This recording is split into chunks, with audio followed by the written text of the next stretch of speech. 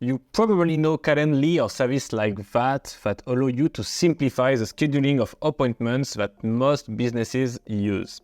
The concept is simple. You connect your calendar to the tool, set up duration rules, availability, etc. And users of your website or your readers of your emails can choose the best time to schedule an appointment with you via a calendar based on your availability. Well, HubSpot offers this feature directly integrated into your portal. This is a good news because the more we stay within the HubSpot ecosystem, the more we can guarantee good preservation and manipulation of data.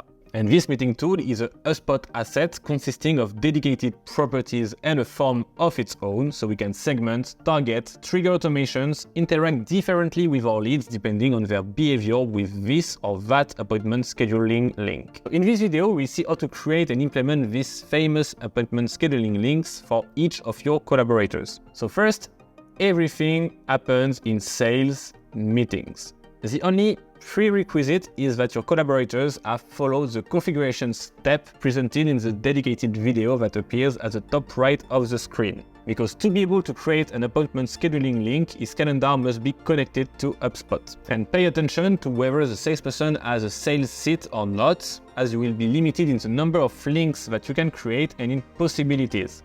Without a sales seat, each user has only one per default meeting link, but in many situations, don't worry, is way more than sufficient. On this page, you will see the list of all the links created and sorted by users. So to create a new scheduling link, click on Create a Scheduling Page, and the first thing we noticed is that we can choose a scheduling page type. So you will have access to those three types only if the salesperson you want to create a link for has a sales seat. So we have the one-on-one, which is like take a direct meeting with one person, a group that will propose the availability that are shared between all the members of this group, and a round robin that will take a list of users. And once a lead will fill the form, it will be automatically distributed to a person on your team based on this criteria that you set. So basically, if we go back to our default link, we know that it's a one-on-one link. So now to create it is really simple. You just need to give him an internal name. So let's say sales one meeting. You will choose another organizer. Organizer is a person that will receive the booking. So it will be sales one. I didn't connect sales one calendar because sales one doesn't exist, but it will appear here. And then you will need just to personalize your event with a title, a location. You don't need to put a location, but you can add video conference links such as Google Meet, Teams, Zoom, etc. and a description. You can also make people be able to cancel and reschedule if you want at the end of the description. And you can personalize your event title and your description based on properties. So let's say the event title will be Grégoire X, first name of the lead, and automatically when the lead will fill the form, it will choose his first name to match this event title. Once you're done with the classic event settings, go to next, and that page is what really matters. First, you will be able to change the URL of your meeting link. You will be able to collect payment if you want to have like paid consultation meetings or whatever. And then you will have three really important tabs: schedule, form, and confirmation. The schedule will be everything that is on this page. So you will be able to choose a duration option. If the code will last 30 minutes or 45 minutes or 1 hour, you can make them decide here, or you can just like force them to be 1 hour. You will choose your time zone and define your availability window. So I want to be able to have a meeting every day of the week between 9 and 5. But let's say on Tuesday morning you don't want, you can just change it and say, I want to be disturbed only at the afternoon for Tuesday. You can delete some options, of course, you can add new ones, let's say Monday, Friday directly and put 9 a.m. to 11 a.m. and then you will set up the afternoon calls, which are, 2 p.m. to 5 p.m.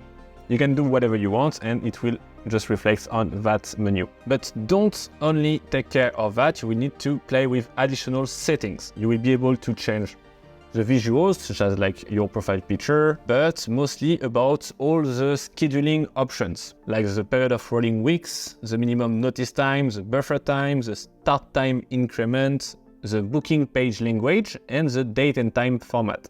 It's really important you take the time to schedule everything, because if not, you will end up with people booking a meeting with you 15 minutes before and you didn't plan that on your day. Once that's done, go to form, and we notice that a meeting tool is also a HubSpot form, which means that we can ask properties, details that will be automatically added to our new lead profile page. So we have per default first name, last name, email, but we can add a property that is in our contact property CRM and make them required or not.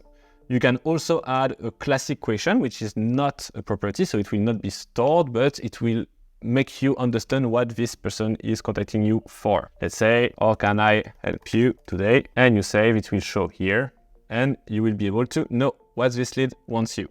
You can also activate CAPTCHA to avoid spam, allow them to invite more people, and add consent checkboxes. Also additional settings here to have a bit more detailed information, such as pre-populate fields with known values in case you booking a meeting with a lead you already have on your CRM, and auto-submit form when all fields are pre-populated. So basically, if it's a lead that you know everything about that want to book a meeting with you, you click on 945, let's say, and it's booked. It doesn't need to fill the form again. And the last menu is confirmation. When a lead is booking a meeting with you, you can even show a display confirmation page or redirect them to another page that you can decide, a thank you page, a blog page, pricing page, whatever you want, and click on next. Last thing you need to do is to play with automations. They are already basic, but you can have a confirmation email for you and the lead that will book a meeting with you, and have a pre-meeting reminder that will send a mail 1 hour before, 1 day before, 4 days before, etc. You can have several ones if you want to make sure your lead will